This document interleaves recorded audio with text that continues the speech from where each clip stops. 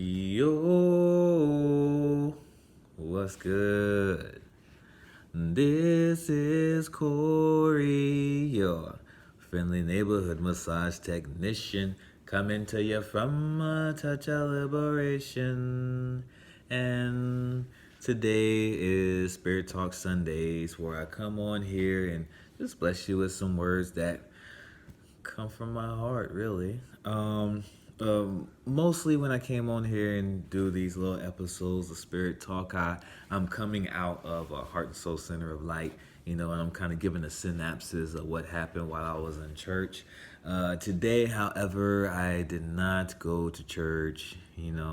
I actually stayed in and did a little bit of cleaning around the house. Getting things in order because there's a lot of things that are on the horizon right now. About to jump back into school and whatnot. So we just wanted to kind of keep a day to myself and just kind of chillax a little bit. So I'm bringing Spirit Talk here from the house.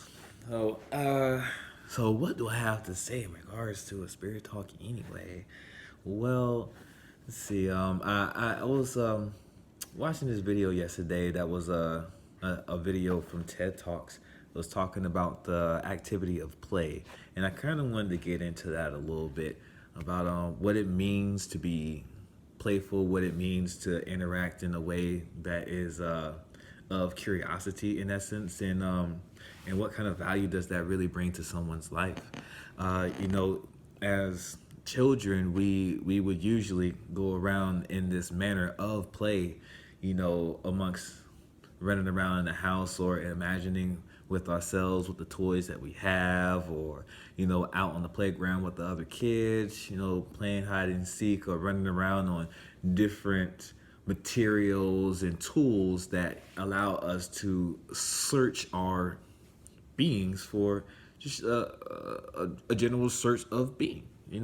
How do I move around in this world that we call Gaia? You don't know. As a child, though, like I said, we're more inclined to be in this playful manner, and in much respects, it has a lot to do with the responsibility that a child has. They usually don't have many responsibilities, the things that they have to take care of during their day. So a lot of what they do throughout, a course of their time running around from morning to night is,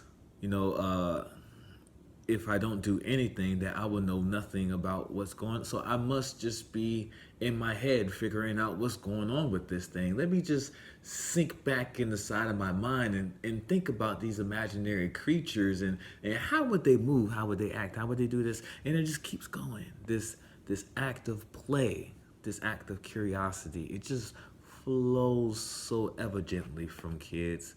And much in respects to creatives too, they tend to have this flow that they can just go from question to question to question to question to question to question to question, and just continuously roll down this rabbit hole of what is, what is, what is, what is. You know, it's very productive for us as people, and we tend to get away from this a lot now because there's this sense of responsibility out in the world. We must work.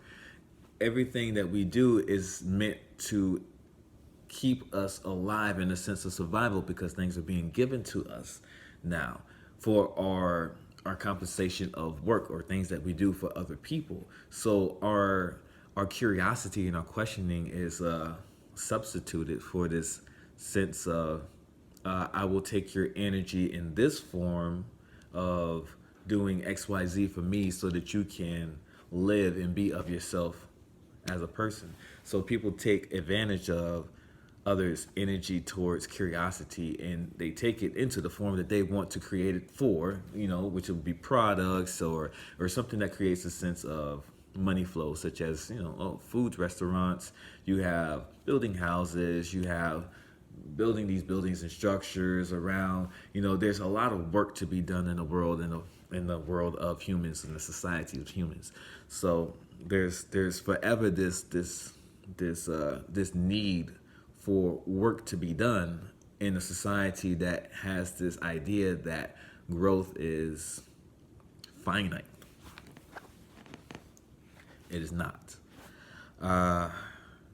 Yeah. So again, when we get away from this, our sense of energy that we have within ourselves is not being used in a way that is really up and that's really observing. That's really observing who we are as people, and that comes from an active mind of playfulness because there is a constant sense of questioning within a parameter of ideas or rules, if you will, you know, but it's still an act of freedom for who you are as a person, to give you time to observe who that person is, because we are all the same person, because we all come from the same energy. We all come from that same vibration. We're just different interpretations of these many vibrations that we feel amongst ourselves and amongst our people,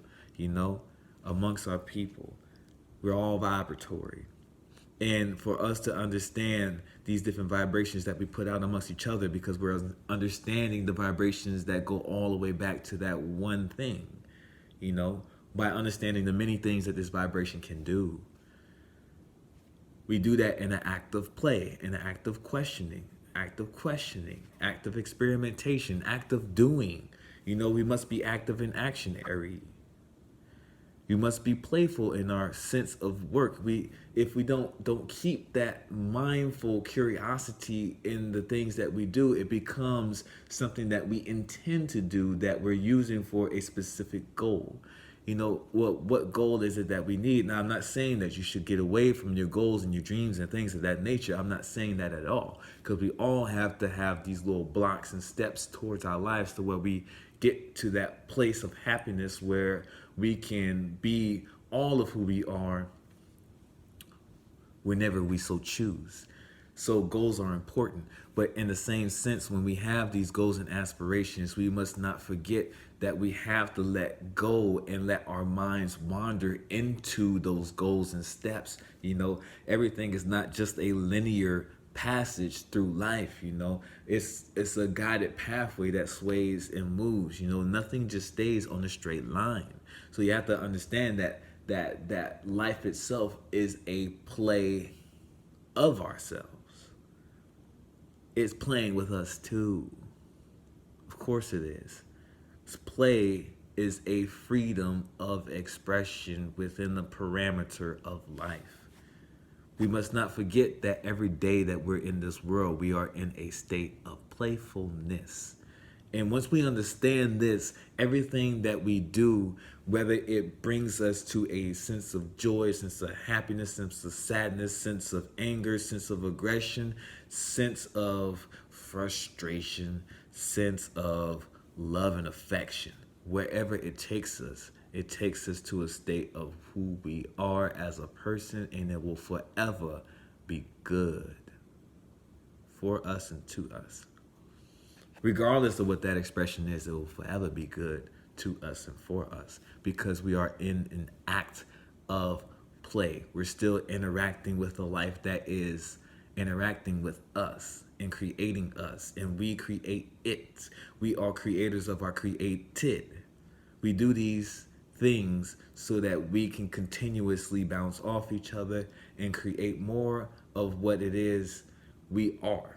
Create more of what it is that we become.